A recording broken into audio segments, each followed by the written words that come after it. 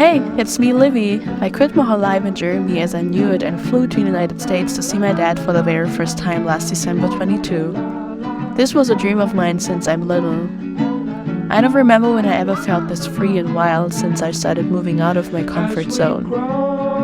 I want to take actively advantage of this life rather than float through it. I'm here to discover, get to know me and follow my purpose.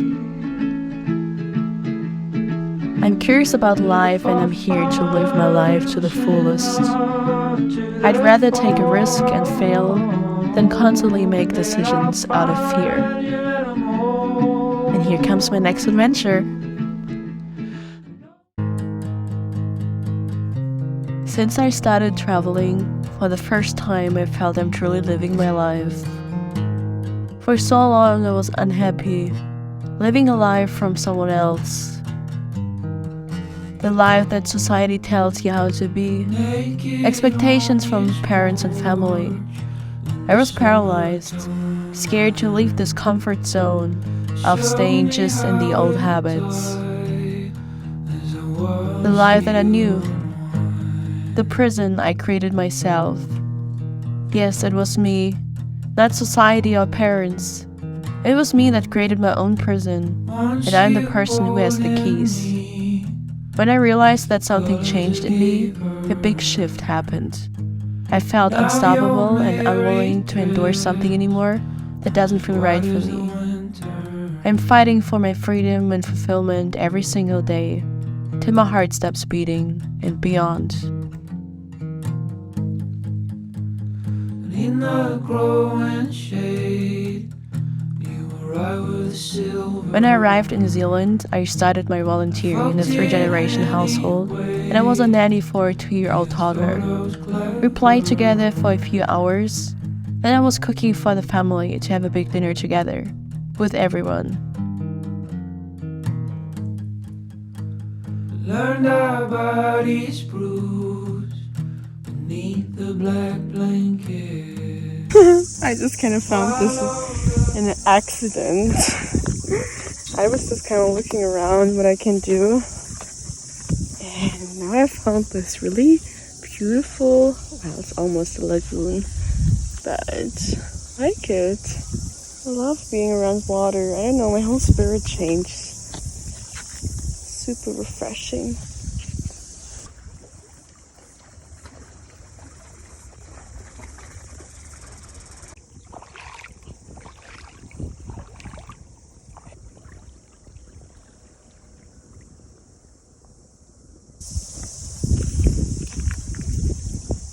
Goodness. Okay, I guess this is going to be my lunch break here.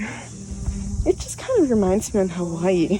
And then I just hear the people speak and I was like, okay, this is not Hawaii, definitely. I still kind of need to get used to the accent. I found the accent super funny.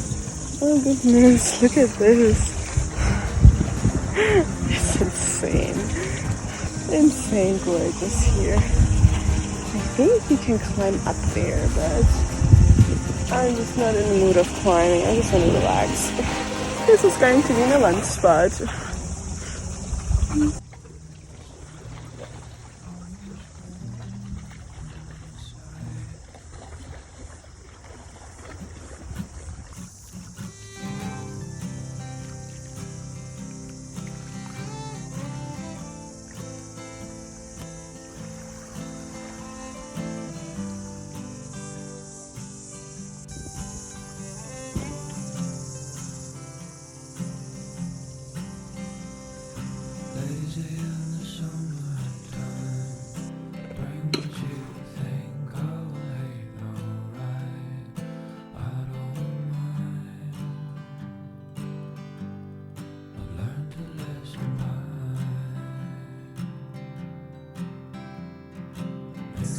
Yeah, and still my bag didn't arrive yet, or the airport didn't call me.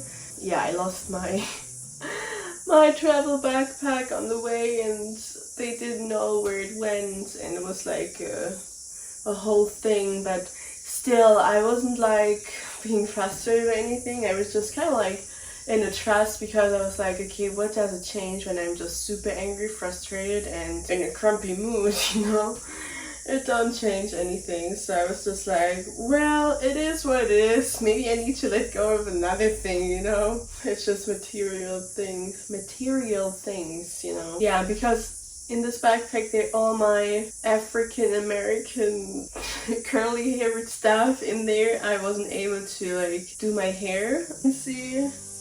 It's a mess. Shout out to all the black women out there. I think you know what I mean. You cannot just buy randomly shampoo or conditioner. It's just like, it just doesn't work, you know? It filled my heart with love, seeing the grandpa with the little one at the dinner table, the father coming home from work and spending so much quality time with his child as possible. The mom, a stay-at-home mom, wanting to spend as much time together with her daughter, to see her grow up and live what their hearts tell them in that society. The household support from the grandpa had such a strong bond with the little one as well. Seeing everyone with such an open heart with children opened my heart. This let me realize there's a way as a family. Even I was feeling super welcome from day one. From the outside, you wouldn't guess that this is a family with a brown woman like me.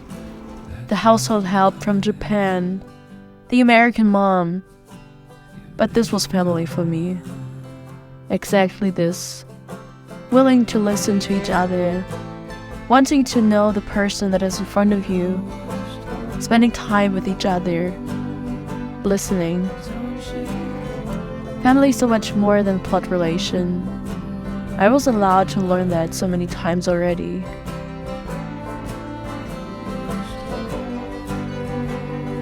In so many ways, it was such an inspiring family. Full of love and willingness to engage with everybody.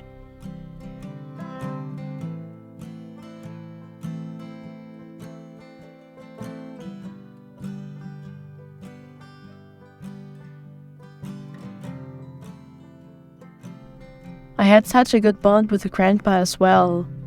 We had amazing conversations. I went fishing with his friends for one day. A whole day I was on the sea, feeling the water, the waves. Fishing felt so natural for me. I was connecting with the ocean and asked for permission to fish the fish. I asked the fish who was willing to nourish my body. I was appreciating the fish, the ocean, everything.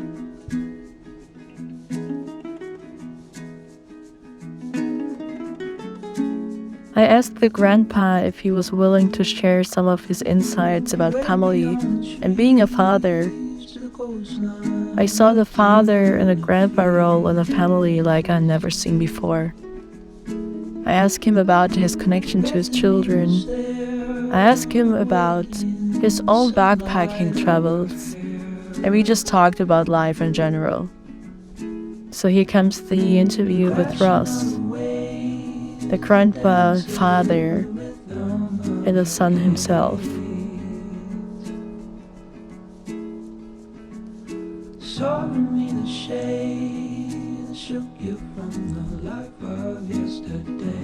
Incredible holidays just because don't Yeah. take them until they're 16. The sound of travelling, you might go to some nice places and that, and you might see wonderful things, but it's the people you meet that really make it. Yeah. Like, I think we kind of talked about that we need a change in the society, that we all like go back to our responsibility and independency as ourselves, but also in the family. Yeah, what does it really mean having like a father or like a parent really responsibility in their power to raise?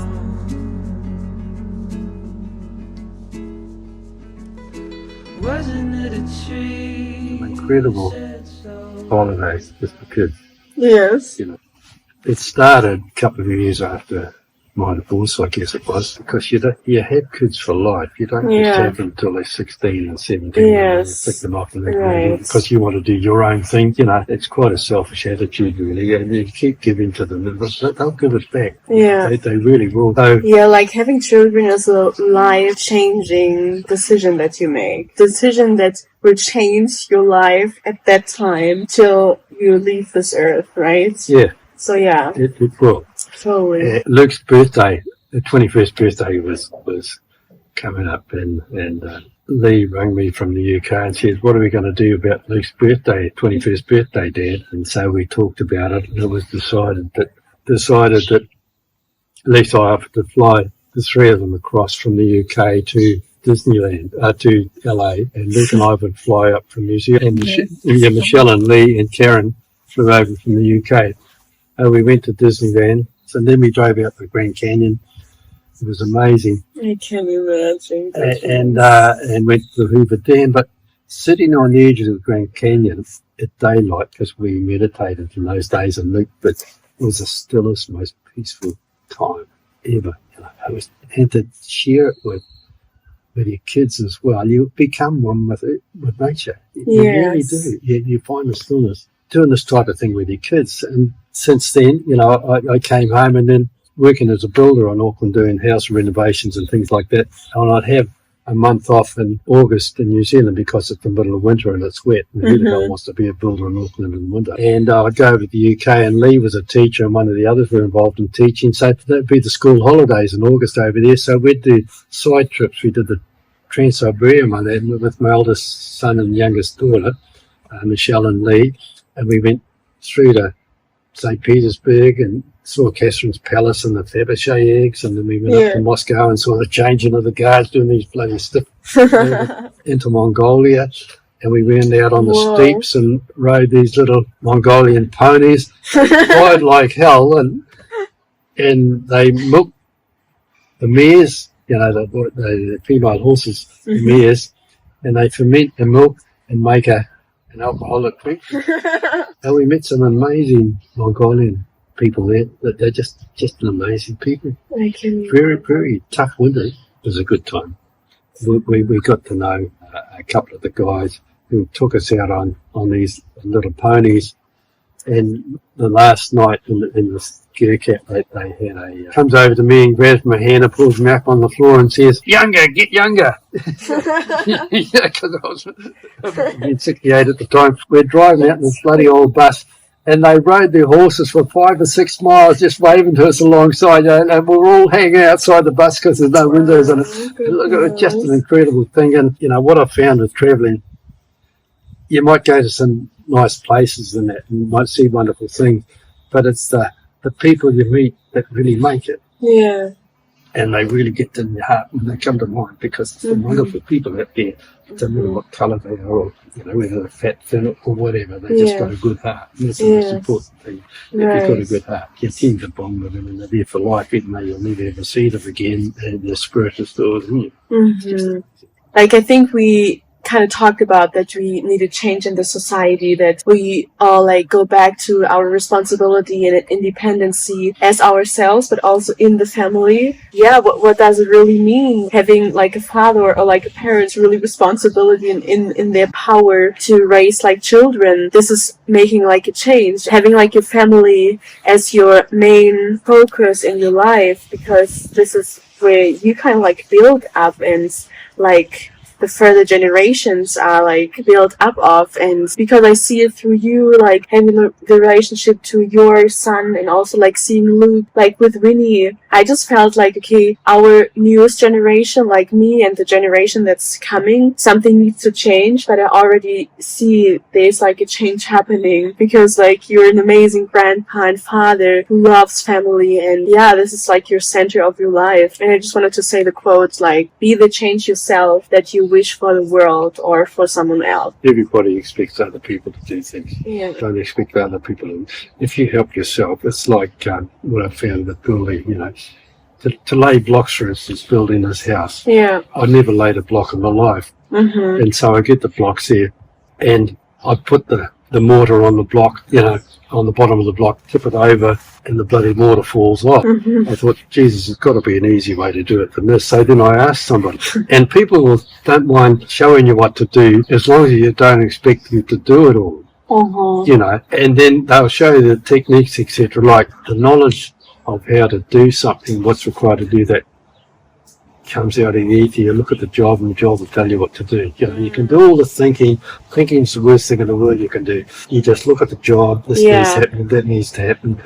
You can do all the planning the day before, and it all goes out the window, because once you're on the job will actually tell you what's needed doing. At some point, you need to get out of your head and grab it and do it. And look, it doesn't matter if you make a mistake, because at least you know what not to do. And usually there's something, by making that mistake, it leads to the right. So it helps sometimes to make a mistake, and also it goes in there, you made a mistake. You don't forget it, but you do other things, you start doing it automatically, and then you make mistakes. So the consciousness isn't there. Totally. So it's important to criticize them or whatever you say. Hey, look, as I mentioned before, what can we do? Especially with the kids or with anybody, because you've got to do it first. You can't expect other people to do it first. So I'll help you if you help me. It's got nothing to do with it. You just help them if there's a need there, and if they help you later on, that's fair enough. But do it. Society goes down further. Did you get your spiritual awakening through your traveling with your backpack, or did you had your spiritual awakening for that? It's difficult for me. When I was young, I thought that people used religion as a crutch because they expect God to do everything for them. And I thought, just life. And you die, you're dead, and everything else. But one of our twins died when she was 2 years old, which is really, really tragic. She got an infection called tracheitis, which is an infection of the trachea tubes. The other kids had asthma, so we thought it was asthma related. So we took her to the doctor at 8:30 that night, and he prescribed antibiotics, and I thought they would fix her, but that was the reason. And although we'd always wanted 3 kids, there was such a hole left by Joanne that we decided to have another child, which is Luke. And 12 months later, we decided to have Luke, so that's where Luke came from. So there was such a hole there without Joanne. She was just an amazing kid like all the other kids, but she was very special. My wife met somebody who went to the School of Philosophy in Auckland, and they're based in, School of Philosophy is based in London, and philosophy means the love of truth. We started to go to the School of Philosophy in New Zealand, and the place lights up, you just become one with everything, like the universe. It's timeless. You can't make this happen. But by grace, if you're in the right place at the right time, the right stillness in your mind, it's happened twice for me. It makes me realise that there's something else than just death. There's got to be more to life than just death. And if you can get into that zone, that's there, it's consciousness, it's just an amazing place, and that's where I'd like to be forever. But you cannot explain this through mathematics or something. I just kind of describe this as a feeling, as the truth in my body and in my spirit. Spirituality and philosophy, there's a lot of truth in my generation. How do you learn to be a good parent? Your role models are your parents. And if they haven't got it right, you haven't got it right. If they've got it wrong, because their parents, in my father's day, they'd bring their kids like you train dogs. Do this when you get a clip in the ear, And that's not the way to bring up kids. But that's what my dad did. I learned to do too. I thought, what would Dad do in a situation? He'd clip me in the ear, If you do something wrong, I'll wake you on the bum with a straight. That doesn't encourage it. I love him, he loves you, but he never learned how to express his love to his kids. It was more important for him to get the discipline. He needs it, and that's, I think it's about relationships that you have with your children rather than discipline or... Yeah, but I had to learn that because I'd unlearned what I learned from my dad, and the only way I learned it was regarding philosophy. And one of the things I remember very strongly, one of the lectures we had was that Shakespeare said that we play many roles with it. We play the role of the father to our children, and the son to the father, the brother to the brother, the boss to your employees. But how often do you play the role of friend to your children? Now, that was an incredible statement to me, because the next night, Karen was 13 at the time, I sat down with her in the lounge by herself, and I just listened to her. You know, when you're building a house and you're doing 10-hour day work, you don't have time for your kids, and all they want is your attention.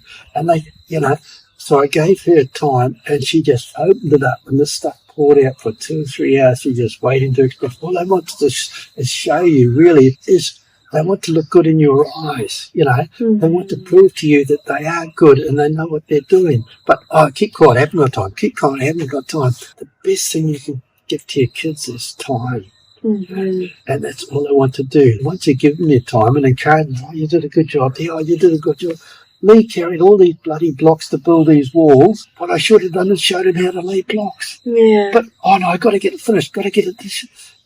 He's hanging on the end of the timber instead of showing him how to use the tools. But girls, and the confidence that he's got, because he's helped me, and it's, I realised the mistakes I was making. You just got to spend a bit more time, and you pick it up at the other end, because they can be doing this good work while you're doing others good, and the payback is good. Just give it time. I won't say everything's been plain sailing with the kids all the time. They have differences of opinion with me, and that's all fine. But what you've really got to do is resolve your differences nicely. Don't let it become an ego thing. And, just if they want to be nasty to you, that's not your problem. Yeah. That's their problem. Don't let their problem become your problem. You still love them. You may not like them, but love's still there. Yeah. I'm sorry, Dad, or whatever. Yeah. And so you get on with life. And yes, I'm still living with 81. Yeah. Yeah, but even that thing that, when kids are 2 or 3, they've got to become aware of spatial awareness and how things are happening, and not how to bloody add up 2 and 2 or 4 and 4, because the age of 7 is the best age for that. But by the same token, they shouldn't fill up the first 5 years of life working these bloody digital games and things like that, because they're still not getting spatial awareness or how the world works, or the birds and the bees and the plants grow, and and what bird sounds like that one sounds like that one, and there, and come up to dinner every night. I mean, she's a ball of fun, and do this, but Casey's read these books on where the first 1,000 days of a person's life is the most important in their life, and so you just got to give them love and encouragement. And even if they're cranky and spoiled and little tantrums and that, you don't scold them and say cut that out. Just be there for them. And that will give you a benefit later on. Well, none of that stuff was around when I wasn't aware of it when I was being a parent. And as we say, if your parents get it wrong, then you'll get it wrong too, because they're doing the best they can from the knowledge that they have. It's not that they don't want you to turn out right, but this is how it should be in their eyes, even though it's wrong. So, Totally. Yes, I can go on for hours. Maybe make another session of this. Oh, we could do. We could cover the stuff up. Right. No, I'm still like, that's the camera. Just really record like the first 30 seconds. But this was like another process of me not being detached on so much and let go. Go with the flow of life. You can, nothing you can keep, even this life here, right? It's in the past now, it's happened. Yes. Nothing can change it. Right. Don't claim it, just let it go. Otherwise, it's going to be a burden, not this thing, but everything. And it's very easy to say, but bloody hard to do. Yeah. Because I've got a few regrets in my life. Things that I weren't aware of at the time. Totally. But you've got to learn these things through life. And as I say, you haven't got it all when you're 81, so you only had half of what you got when you shouldn't be expected to know it all. We're all human. We all make mistakes. Learn by them and change. You want to have 10 kids, you've got to provide for them. There's consequences for everything. And Yeah. Thank you for your time, Ross. Oh, yeah, you're welcome. Yeah. Oh, goodness. This was something, huh?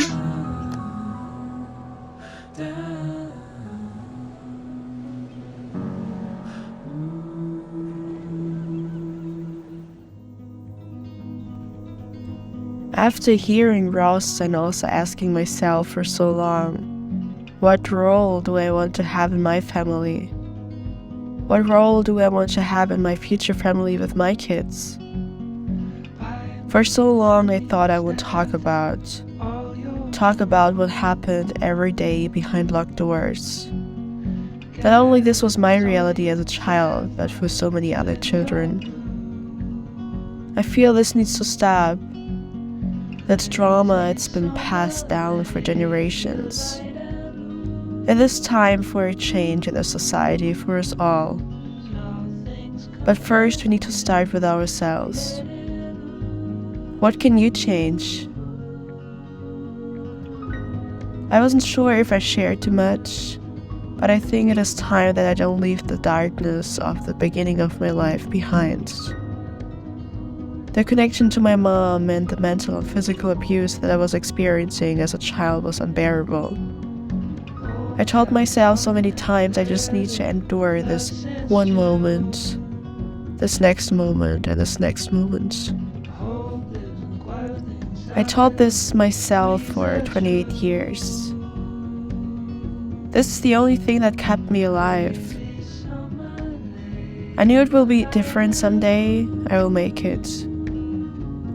My father not present, a mother with different personalities, narcissistic and just living in her own world, snapping from one to another second because of her own drama.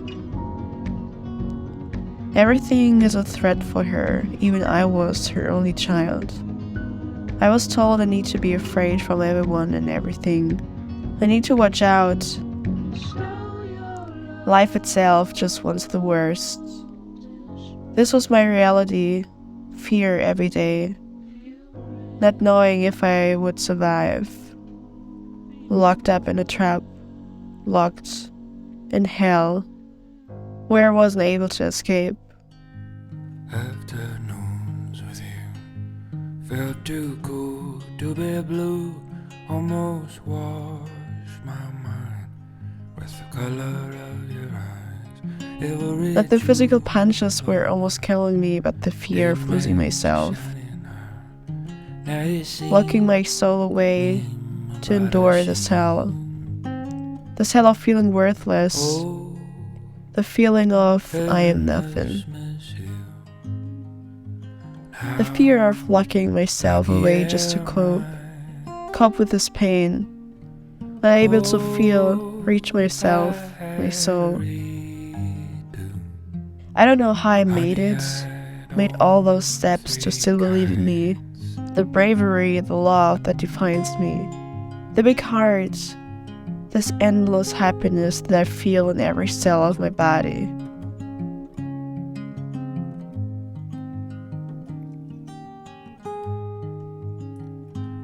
It feels like I needed to see the darkness, to know what I'm not, to know the light. Every song I sang, her ears would ring. Now it's done and gone, won't be long. Oh, heaven must miss you. How lucky am I? Oh, if I had a reason. Let me be like water. Let me be without judgment and acknowledge the freedom that I have in every breath that I take. Life taught me to be flexible and feel in your body, feel if this is the right way. If not, change it. You're allowed to make new decisions. I will find my way. I will flow again.